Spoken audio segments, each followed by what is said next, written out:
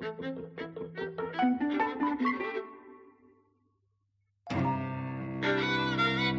and welcome to Eavesdropping at the Movies. I'm Mike. And I'm Jose.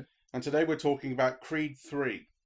The first Creed film that we've done outright on the podcast. I think we did the other two as part of that big Rocky. We did all the Rockies. Creed's been a really big success. You know, so Rocky obviously has been going since the 1970s and it's had its ups and downs. And I think when we did the whole lot of them, it was the first time I'd seen a lot of the Rocky films. And I thought, wow, some of these are really, really terrible. But it had this upswing. I mean, I thought Rocky Balboa, which was the last Rocky film, was really good. And then they took on the Apollo Creed character's son as the new. It was sort of spin-offy. I mean, that's why it was given a different title, Creed, as opposed to Rocky. But that's become now the continuation of the series with Michael B. Jordan playing Adonis Creed, Apollo's son, and he interacts with Rocky and trains with him and so on. This is the first film that doesn't have Sylvester Stallone playing Rocky in it, and Rocky, in fact, is barely mentioned. He's not dead. I couldn't remember what happened at the end of Creed 2, and I checked just now. He's not dead, so he's just not addressed. There's maybe the possibility that he will return, and I can see another film coming after this, because as you were just saying, this has been ridiculously successful in its first 4 or 5 days. It's made 100 million worldwide. Which I must say really surprised me because, you know, during most of the time watching it, I thought this is the most boring film of the year. You find it really boring? I did. I found it entertaining, but I found it the most predictable. Ugh. So, I mean, it really reminded me of those middle Rocky films, which were the ones I hadn't seen hardly any of them. But it really reminded me of those because that's when that series got really soap opera. I think even at its worst, the Rocky series knew how to tell a story. Right? I thought the flashback structure to this one, the way that it was spaced out, I mean, you really didn't know kind of what was going on. And at a certain point, I really didn't care. I thought, you know, you were being told things, but they weren't being dramatized. Okay. Yeah. And I thought it all lacked tension and rhythm. And really, it was only at the end that, you know, particularly in that expressionist last fight, where he goes into a dream thing, that I thought, okay, something interesting is happening. And then actually I was a bit moved by the end, Okay. in quite a manipulated way, but nonetheless, I was moved. But everything leading up to that, I thought, this guy doesn't know how to tell a story. Okay, so let me just tell you the setup for the film, which is that Adonis Creed has now retired from boxing. He's had a very successful career. His wife, played by Tessa Thompson, is a very successful music producer, but she doesn't perform so much anymore because she's got an issue with her ears. We knew that from the first film. She's kind of losing her hearing, and on stage that was exacerbated. So they both kind of retired from what they really love and what makes them who they are. But they've got a very happy family now with a young daughter who's deaf, and the big conversations in sign language happen throughout the film, which I really liked. And then someone from Adonis's past comes back. You can't outrun your past. This is the way of the soap opera. And you know, if once you meet this guy, if you kind of feel any surprise as to what happens, you're kind of a mug because it's fairly obvious what's going to be going on with this guy. It is. But I won't say any more right now. Spoiler territory will be coming up. So you said at times you didn't know what was going on. Well, I thought the whole beginning thing, which is the point of origin of their friendship, or how one of them ended up in jail. It's a real Angels with Dirty Faces story, right? You know, two poor kids, you know, they get into this kerfuffle. One of them ends up in jail and the other one becomes a world famous boxer. Yeah. Right. And unlike in Angels with Dirty Faces, this leads to a kind of resentment. So, but that brief moment is really stretched out. So it's one flashback, but it's shown to you in what, 4 moments or 4 different moments? Well, it's the opening movement of the film. I mean, it's before the title comes up. It worked for me as setting up what this past that comes back is going to be. No, I thought it was really spaced out for too long. I didn't really know what was going on. I mean, did you get that that was the young Adonis? And... Yeah, eventually you get it, right? But at that moment, you are thinking, what's happening? Yeah. No, I must say I got that right away because you're introduced. Well, you see the mother character for one thing. Yes. I think she calls him Donnie, although not necessarily to remember that because I just remember him as Creed. Halfway through the film, I remembered his name is Adonis. But also because like the computer on his desk is a very old computer. I'm like, No, this isn't happening in the modern day. I knew that was happening. I knew that was him. I knew that was like Adonis, but I just didn't know what was happening. Right. And there is a flashback, then it returns to the present, flashback, and it returns to the present.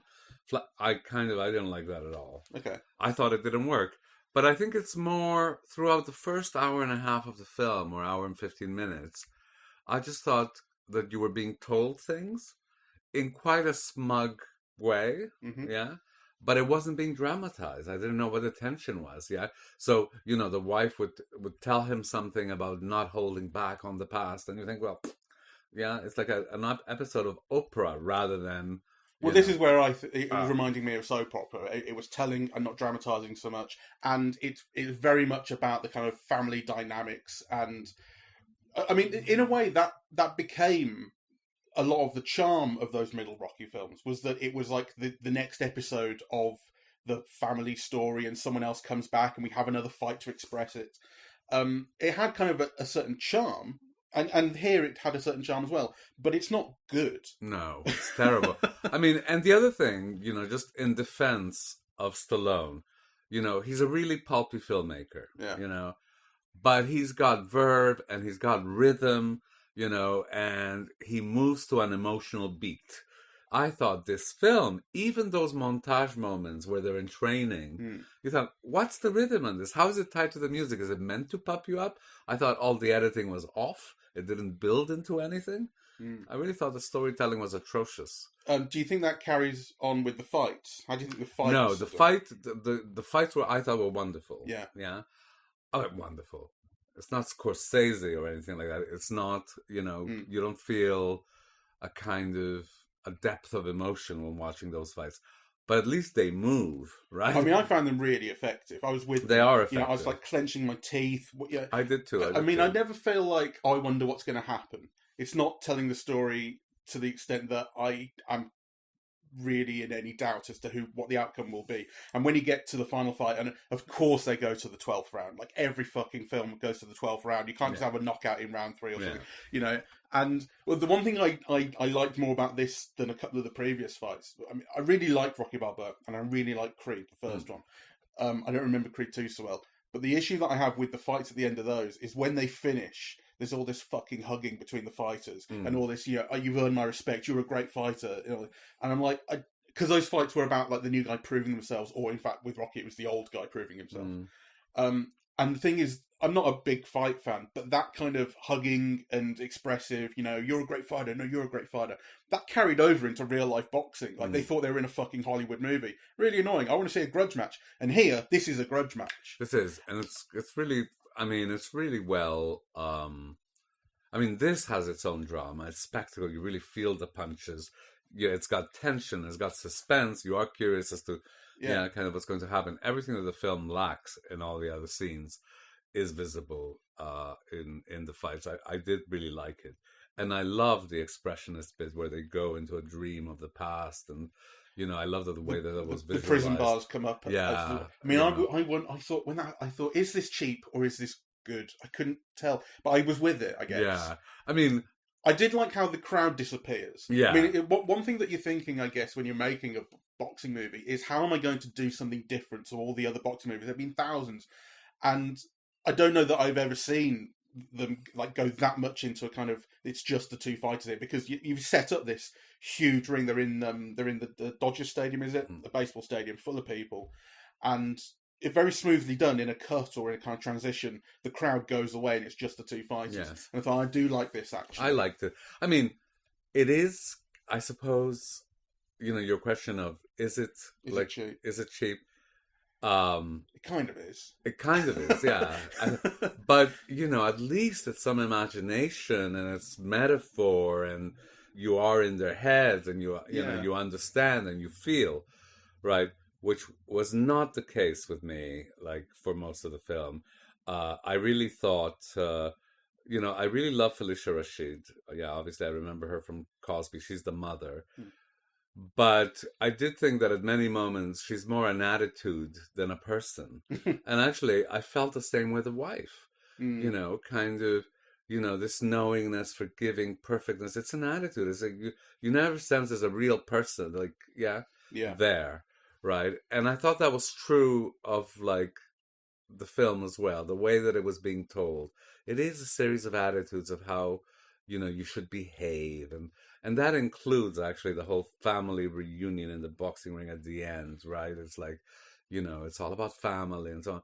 Well, like, you've just finished a fucking boxing match. You should be in the hospital or bleeding somewhere, right? Or with some blonde, right? Like, well, I mean, I said to you, he's just become world champion again. And what happens when you're world champion? Everyone leaves you alone. I don't think, And actually, one thing I was thinking during the fight as well is, by the time you get out of that sort of dream sequence or kind of altered reality, and you're in the 12th round all of a sudden, they hardly look injured. Like, they should be battered to fuck. There's a bruise and a bit of a cut on a nose. I mean, is it just keep me looking pretty sort of thing? I don't know. They should be absolutely destroyed by that point. I thought, I really love Michael B. Jordan as an actor. Yeah. Right. But I really think he's got no talent as a director.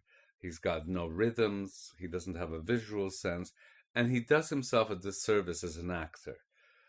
Because there's no humor. Yeah, kind of, there's not a joke in the whole thing, really. Kind of, and the only sense of energy and something that could be construed like that is the villain. Jonathan Majors. Jonathan Majors, who is terrific. I don't think I've seen him before. And I thought, my God, this guy's a star. He's so alive on screen. Right. I don't think I've seen him either. He's the new villain. I think he's going to be the new main villain, like the Thanos equivalent in the new Marvel phase. So he's in Quantumania, which is a new Ant-Man, which we haven't seen. But Matt saw it and he was telling me about him, and he said, like, he's the bright spark in that film. Sort of. Yeah, well, he's the bright spark in this. I mean, he makes the film for me. Right? Yeah. Also, whoever did the casting is very good, because the young man who played his younger self, they have a real likeness. Yeah, and I thought he was very good as well. Yeah. And a real charisma, though actually the younger man is more conventionally handsome, whereas the older one has like this real combination of like ugly, attractive, like. It's what 18 years in prison will do to a man. Well, he feels alive, and he's got an energy, and he has a wit to the performance, right? Yeah. He's always doing something, and he's always doing something that's in character, which is not the case with Michael B. Jordan. Yeah. Who only acts his big moments, right? But there's these scenes in the ring, where it's in a wide shot, and you see Jonathan Majors, kind of doing things with his feet, and kind of, trying to keep moving. And like, you could see the tension in him. And he brings this whole energy that Michael B. Jordan doesn't. I really loved, I thought he was the best thing in the film. Yeah. And I don't mind their reconciliation at the end as well. I mean, I know I said that the thing about those previous ends to fights is that it's all about you're a great fighter and all that, and I don't like that. And here it has. I wondered whether it would do that. They share a look in the ring, and I'm going, is it going to be? It happens in the ring, but no, actually, their reconciliation, and it's a real reconciliation to a story that they go back a long way. So it's not like they're just the new fighter versus the old fighter. It goes back a long way, and they just sit together on their own in the changing room and they talk. And I thought actually it makes sense. It really works. That aside from the final boxing match, yeah. That's the only bit of the film that really worked for me. Is that the bit you were saying? It moved me. Moved you? Yeah. Not the fighting with the daughter in the ring at the end. Right. But that bit where, they are in character and they are kind of, forgiving each other. And, that whole discussion where we were children and that was the world that we were in, and it's not on you. And then the other guy says, well, it's not on you either. I actually found that very moving. I did like it, although I did think, and he says, Adonis says, I never came to see you when you were in prison. I never checked up on you. I never followed you. I abandoned you. Yeah, that's on me. And then he goes, that's not on you. And then Adonis goes, that's not on you either. I'm like, someone else just has to come in and go, well, it's not on you. It's not on me.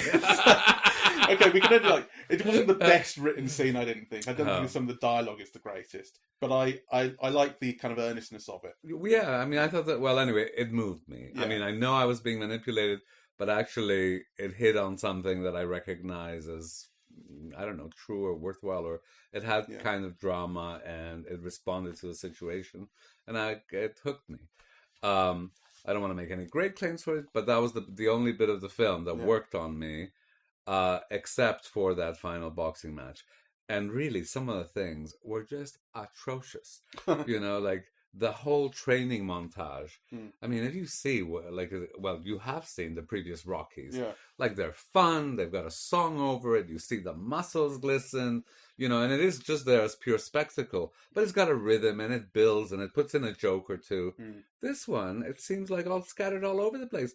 Even the bit when he's, pushing an airplane doesn't get a laugh. I mean, and I think it should. Yeah. It's terrible. I think it has some effective ability to build. When the training montage goes into the introduction to the fight and the fight is coming out, and then obviously, ring entrances are their own spectacle in real life. So the film doesn't need to kind of invent much about that, but it does, and it has the thing with the actually it was the earlier fight where the Mexican boxer is introduced in Calavera. But again, if you compare that to Apollo Creed's entrance. Right, in the early Rocky films. I mean, it's just not comparable. Okay. Well, I still think it worked. It had... And also, the thing is, I mean, when we saw Avatar in the IMAX in London, and we had those special trailers for special IMAX movies where they said, we filmed this on IMAX, and interviews with the director, and Creed was one of them. And I don't know that they filmed it on full IMAX, but they filmed it with kind of IMAX, like licensed or... camera. Yeah, like IMAX have a kind of...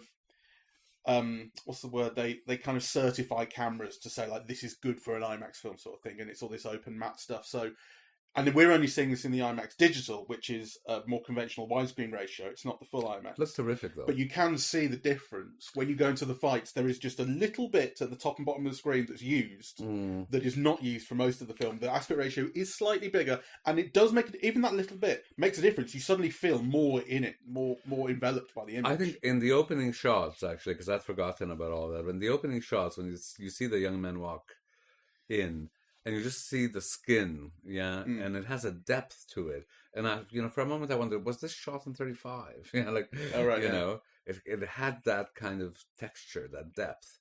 That depth is still rare enough for it to have made an impression on me today. I mean, I'm just saying that I wondered, right, because it looks so good, right? Yeah. So that's probably where the IMAX paid off. Yeah. I did think in the fight where Jonathan Majors' character, what's his name? Damian. I mean, how can this guy be a villain? His name's Damian. When he's fighting the Mexican wrestler, who is the current heavyweight champion, and he starts just beating the fuck out of him and fighting illegally and so on. The film is really trying to build drama to a degree that I don't think it didn't make sense, because the idea that he's fighting illegally and like elbowing him and going for gut punches and whatever that are illegal, that's kind of real. That's real drama. But the idea that this guy would get injured in a fight and they would be going, oh my god, he's injured. A boxer injured. Like, really, what the fuck are you expecting? I thought that was really kind of dumb. I think one of the things I want to comment on, just because I'm being bitchy, I suppose, but the film is very right on about all kinds of things, about racial politics and disability and so on. And one of the things that I thought was not thought through was, in the final fight, the good guy is all in white, wearing gloves, white this, and the bad guy is all in black, right? And you think, you should have thought this through a bit better, right? Mean, that feels very deliberate. That's like the cowboy movies of old, the white hat and the black hat. I know, but the cowboys movies of old weren't race conscious. Thinking about how, blackness is always associated with evil, right? Whereas actually you would expect Michael B. Jordan to be more mindful of those things. Yeah, it's interesting. I mean, I noticed it, and I didn't think about it in racial terms. I thought about it in terms of that's what good guys and bad guys are in very simple movies. Yes, and I guess that's where they were coming from. Yeah. No, I know what you mean. Well, the same way that those expressions like, oh, that's very white of you, come from. I mean, it's racialized kind of language, right? I mean, I kind of thought actually that you've got this whole story about two young black boys who grew up in a group home.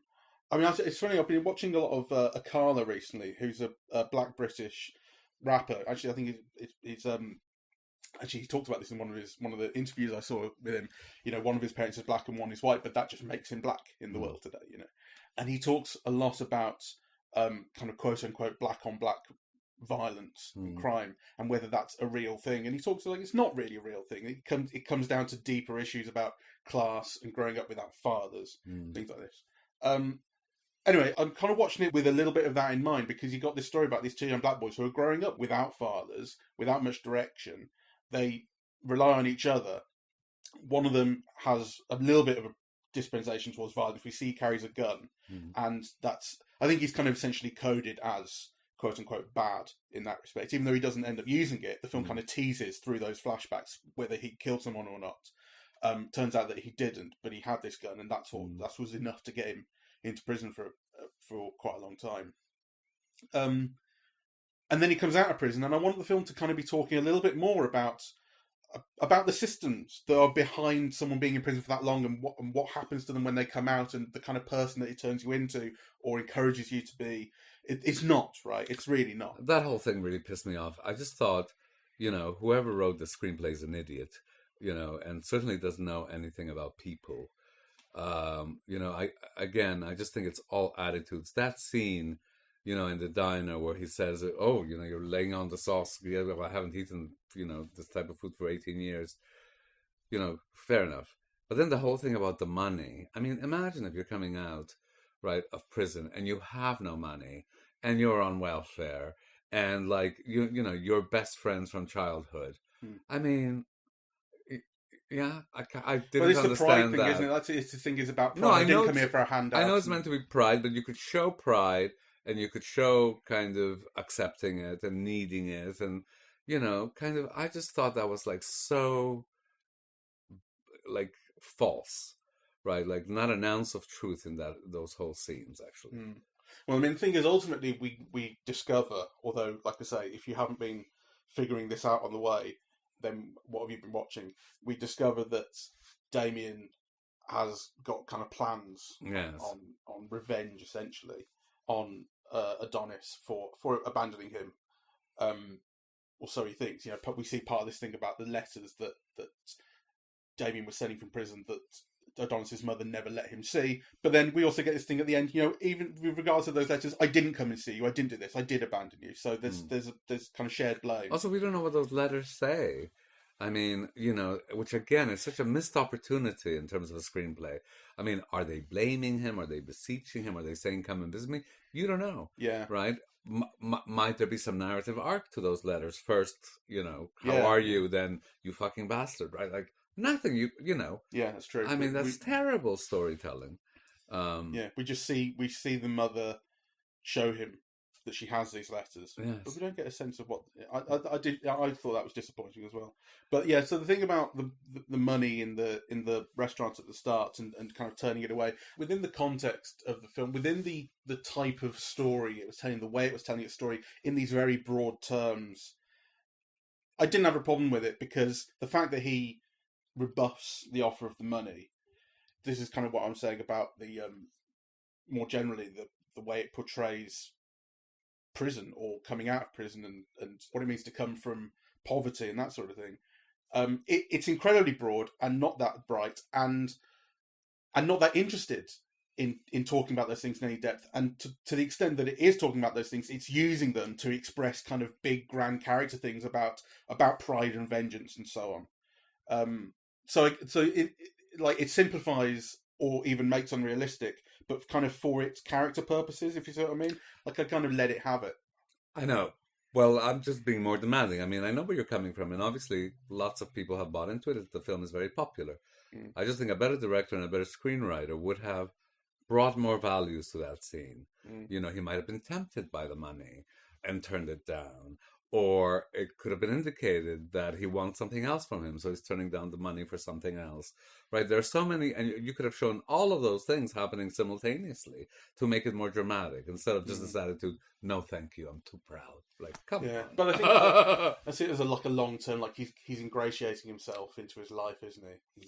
Well, but actually, but is he playing him for that? Like, again, you could have added all these dimensions to that scene and just made it richer, and it just comes across as an attitude. So I really hated it. Mm-hmm. I mean, I hated it even too strong. I just found it like dull throughout and bad. Yeah, like, so I thought it was the direction was terrible. I thought it was really poorly written. I thought the actors were flat until the villain appears, right? Then he added some excitement. But I think it's a very poor film. I think it's the weakest in the whole series for me. Including all the other Rockies? Including all the others. I definitely don't think that. I mean, there were some real stinkers. This is the stinkiest of them all. Because I think even the stinkers had a kind of a pulpiness, it had an energy. Yeah, and they flowed. Whereas I thought this was all like so static, even when it was moving. I thought the scenes had no rhythm. It's like, I think Stallone is a storyteller. Yeah. And I think Michael Jordan isn't. Not that I want to make any great claims for Stallone. No. But, no. What I also hate is too strong a word in this. But where this film also fails for me is that, the boxing films are all about class and masculinity. Really. You get no sense of that here at all. It has nothing to do with, what it means to be a black man in America today, right? Kind of the class issue is long left in the other films. So, he's now completely at ease in this, home overlooking Los Angeles, right?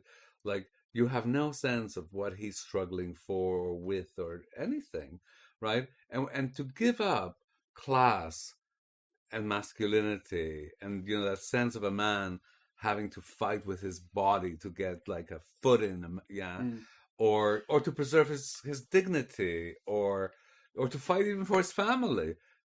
Like, I'm not sure I totally agree with this, because I think that this film starts off with Adonis being incredibly comfortable in his big, expensive mansion with his family, and he talks about saying people think I've gone soft. People kind of accuse him of it a little bit, maybe, since he retired and he was comfortable and all that. And one of the things that Damian does when he re-enters his life and starts becoming antagonistic towards him is he starts teasing him about that and goading him about it and saying, you ran, yeah. Well, one thing is you ran when we were kids, and that does kind of torture. That plays with Adonis's head. You see him thinking about remembering it. You get that shot of the kid running into the distance and the long shadow behind him that kind of emphasizes what he's dragging with him with that. And this thing about where you live now is comfortable and everything, and you have to live like I did. That kind of, like he's playing on that, and he's also playing on when he goes on TV and he rings in. I can forget what the lines of dialogue are, but he's playing on a masculinity angle as well. With that, you're playing, your but it's pussy such.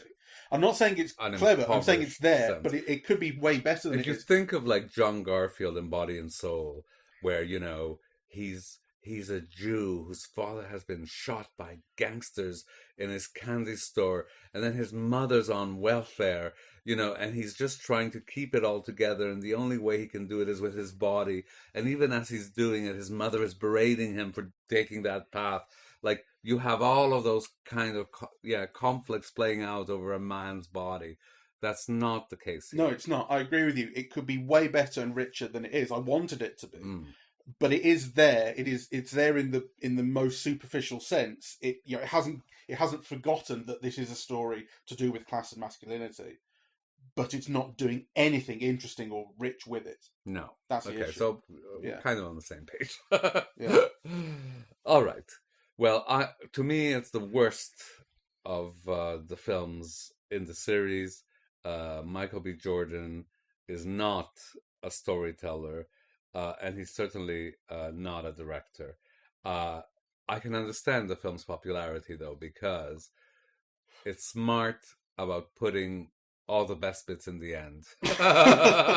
So actually, you leave feeling not too bad about it, right? Whereas, I think for the first hour, 15 minutes, first hour and a half or something like that, I was just like enduring it, right? Waiting for it to end. And then it kind of gave me a lift at the end. Well, I was not bored. I was fairly entertained throughout, but it's not a good film, and everything about it was saying that I wanted to be more interesting, more in depth, and that sort of thing. Except for the 3 fights that we see in the ring, I think they're all really good, and I like being there. I think they're quite stylish, they're quite effective, they're big and loud and all the rest of it. And then when you get to that German expressionist bit towards the end, I think, actually, no, I don't mind this. Yeah, well done. All right. Well, thank you very much for listening. We're Eavesdropping at the Movies, and we are on Apple Podcasts, Audible, Google Podcasts, Spotify, SoundCloud, and YouTube. On social media, we're on Facebook and Twitter, and the website is eavesdroppingatthemovies.com. Thank you very much. Bye-bye.